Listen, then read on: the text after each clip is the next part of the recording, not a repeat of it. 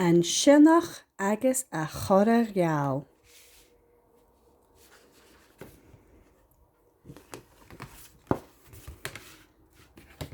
Úr bheisiid bhe Sionnach agus chorra-gheal ann. Ún lá chaiad amach son díanaar. Bhe an Sionnach seolta agus bhe an tacras ír. Gheal brod.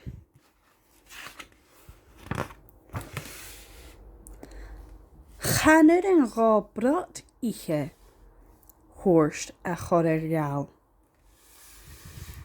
Suir an ghása, thuairt an Sionnach.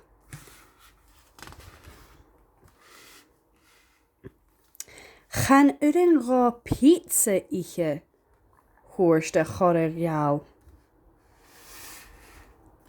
Suir an ghása, thuairt an Sionnach.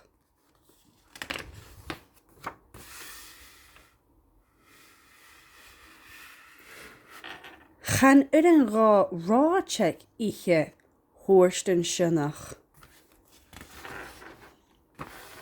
Suir an ghása, thuairt a chorra-gheal.